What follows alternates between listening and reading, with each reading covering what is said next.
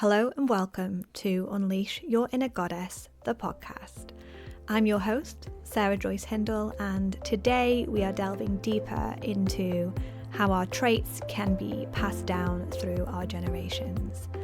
So, the last episode, go check it out if you haven't listened to it yet.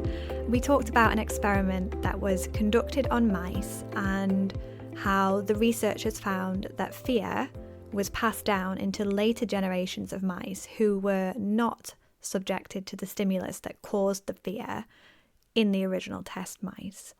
So go and listen to that episode if you haven't listened to it yet before coming back to this one. So this knowledge forms the basis that other traits, emotions, and triggers could be passed down from generation to generation. In episode 6, I was talking about the idea that we need to always be busy, how we have probably seen our parents being busy, how society praises busy, how busy was quite often the norm generations ago, especially for mothers, when we didn't have fridges, wash machines, cars, etc., that make our lives easier today. Giving you an insight as to why you might be running on all cylinders all of the time, or why you feel guilty for sitting down and watching your favorite TV show. So I felt like we needed to revisit this topic and delve in a little bit deeper, as I kind of felt like I left it hanging a bit. So Calm is the New Cool Part 2. Before I go into the basis of this episode, for those of you who are listening in March 2022, because it's my birthday month, I'm offering a month-long offer where you can come and join the Joyful Business Club for free for 30 days. The Joyful Business Club is my membership community where we work together to build you up as a confident, balanced, and relaxed entrepreneur. But also holistically, we focus on the bigger picture, we focus on the whole person. We focus on things outside of business because, as a mindset coach, my mission for you is to lead a life where joy is your baseline, where you are no longer feeling stuck, guilty, or saying yes when you really mean no, where you are able to unleash your inner goddess, your inner badass, or inner boss, where you can unlock your truest potential and flourish. The Joyful Business Club is an exclusive group with access to a wealth of resources in our members portal. We offer live calls and training and meditations every month. Not only that, you're surrounding yourself with like-minded people. So you can sign up for your free 30 days in March 2022, and the link will be in the show notes. I hope to see you there. Okay, trauma, fear, money beliefs, and more can come from generations before us, right? Whether it's passed through our genes, taught by our family members, whether that's consciously or subconsciously. No one is born with strong opinions or judgments. This is taught. And it might be directly, but also indirectly. So in my family, I had discovered recently that about a money belief that came from 3 generations before me. And this money belief was that we needed to stay safe, that money wasn't guaranteed. We needed to save as much as possible. We mustn't rock the boat. We mustn't change anything. If we've got a job, we need to keep at that job. We can't risk moving somewhere else. We could very easily lose all the things we have. And some of that sounds sensible, right? But when this is based on fear, worries, and anxiety from past experiences of one generation and is passed down into their kids, grandkids, and so on, it becomes a bigger issue. It's believed to be true, it goes too far, and it then becomes embedded in future generations as fact. And with money, you can go way over into saving everything, living frugally, doing without niceties. And then you can go the other way, spending all the money you have and more, getting into debt, doing all the fun things with no safety net. And these are polar opposites. And really it's healthier for most people to be somewhere in the middle. So this is the vice of excess where we are doing all the fun things, we're not saving up, and the vice of deficiency where we're pulling back and we're scrimping and we're saving. And this money belief has kept this person in scarcity mode their whole life. And this was taught, and again, indirectly and directly, to their children, and then again to the next generation of children. And it could be passed down and passed down and passed down through many generations until this is caught and changed and a new belief is made.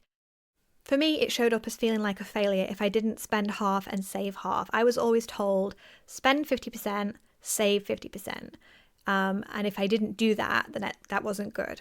It showed up as if I didn't get a college education, I wouldn't make enough money. So it was believed that you had to go to college, you had to, work really hard for your education. If you didn't do that, you wouldn't get enough money. And if you didn't get enough money, you wouldn't be safe. It showed up as family members telling me I couldn't be successful in business as they were scared it was risky. Okay, it was rocking the boat. It wasn't guaranteed income. Why couldn't I just go and get a normal job with a regular wage? And they meant well, okay? I truly 100% believe they meant well. They wanted to keep me safe. They believed that what I wanted to do was not safe for me and that I would struggle with money, and they didn't want that, okay? But this gave me my own set of struggles around my belief that I might not actually be able to do this. Was I cut out for it? Could I make a decent amount of money? And, doubts that what I'm doing won't work and I'm dreaming too big. I'm playing the game, it's too much. And you yourself, as I'm saying this, might be thinking of a fear or a worry or maybe an anxiety that you can see play out in your own family as I talk about this. Or you might not be aware of any yet. It might be an emotional response that you show in certain situations that a member of your family also exhibit, or several members of your family exhibit. It might not even occur to you that there are different ways to react in those situations and you actually have a choice. An example might be that all of your family members blow up into an angry sort of persona at the drop of a hat, and that's what you do. But you have a choice. But you might not know that yet. It could be a belief about religion, culture, race, gender, society. It might be an expectation that has been carried down or has been taught in your family. For example, it might be expected of you to go to college. Like, that's a non-negotiable. You are expected to be married by 30, or you're expected to buy a house by 30, or maybe it's something like you're expected to visit your parents every Sunday. Maybe you're expecting yourself to carry out the cooking at home because that's what you saw growing up and that you think that's just a given. So all of these things that we might think or do, seemingly without question, almost on autopilot, have come from somewhere. And, it might be society. It might be society's expectations. It might be, past experiences. It might be things you were taught, like I've just been mentioning here, and it might be from past generations that have either been passed down through your genes or, passed down in terms of lessons and teachings that generations ago have obviously embedded into their children and so forth. You ultimately have the choice to become self-aware, to look at yourself, the good, the bad, and the ugly, and choose. Do I want to carry this thought, belief, emotion, or action through into the future? Do they serve me in my effort to unleash my inner goddess? Do they add joyfulness to my life? Do they enrich it? Do they help me show up as me, confidently and optimistically? The good news is, once we are more self-aware, we can move away from what has held us back.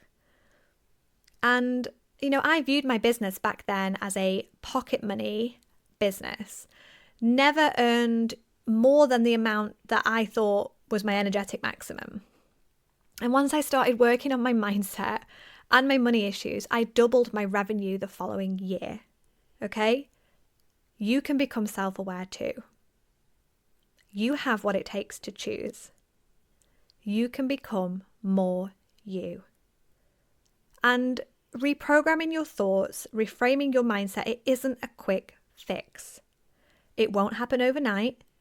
It's an ongoing process. And I'm still working on mine and uncovering new layers to work through all of the time. But if you are dedicated to yourself and to any future generations, I promise you it's worth it. There are 3 things I want you to look at to begin to look inwards and become self-aware. The first one is journaling. I want you to grab a pen and paper, set a timer for 5 minutes and ask yourself, what shows up for me from past generations, from experiences I had growing up, or from society that I no longer want to carry forwards? You could journal on the same question every day and different things will most likely come up. I mentioned a money belief that I had that had been passed down through generations. However, I was also taught that busy equaled good. Busy was, success. Busy was, and still is, I suppose, in society, seen as a good thing. And resting was seen as lazy, unproductive. I had to feel guilty if I was resting. I also had a belief that in order to make a good amount of money, and what I believe a good amount of money was, you had to work really hard, and that work was something that had to be disliked and detested. I also had the belief as a teen that I was worth more as a person if I was in a relationship. So some of these beliefs really were not serving me. So just try it, okay? Set a 5-minute timer and just write. See what comes up. Asking yourself, what shows up in me from past generations or experiences I had growing up or from society that I no longer want to carry forwards. This is your first step to becoming self-aware. Number 2, after some journaling or maybe meditation, pondering, or just discussing with an unbiased person you trust, decide what you want to believe or what you want to think moving forward, and create a short affirmation or a mantra to immerse into your everyday. So it could be something like, I am no longer available to believe X, I fully believe Y. Or I am the kind of person who believes Y or chooses to think Z. So mine were, for me, money is an unlimited resource. And another one was, I get paid well and love what I do. So you can create a really short statement like that. And then, bring them up in your everyday. Have it as your screensaver on your phone. Have it on your calendar alerts. Write it down and stick it on your fridge. Stick it on your mirror. Stick it on your, laptop. Wherever you need to see it. Number 3, be prepared to shut down a conversation with someone that you've identified with the beliefs that you are stepping away from. So think on how you may word this and have a plan in place. And I want you to know that you can maintain respect for their experiences and their beliefs, but you don't have to entertain a conversation about it. So it could be something simple like, you may choose to believe X, but I believe Y and I'm not willing to talk about it. Or I'd love it if we could talk about something we agree on, as I feel this conversation may become toxic or negative. And we're just stopping it dead in its tracks because we're not available for that anymore. We're moving forwards and choosing to believe or choosing to think or choosing to be who we want to be. So believing you are worthy, believing you are enough as you are, believing things don't have to be the same, believing you can change, believing you can be happy, and believing you are in control of your thoughts. I'm telling you from my personal experience that it is freeing, it is powerful, and it will likely make profound change. Not just in your life, but it will ripple outwards and touch those near and dear. It will shape your children and the generations to come. It will shape how you show up in business, how you show up in your work. It will shape your future decisions. I would love for you to join us in the Joyful Business Club, where there is space for you to truly be, to work through where you are currently, and to flourish as you unleash that next level you. That self-aware, joyful, calm and confident version who lives life on their terms.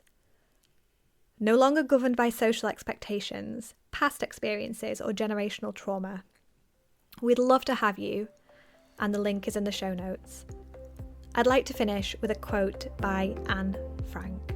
What a wonderful thought it is that some of the best days of our life haven't even happened yet.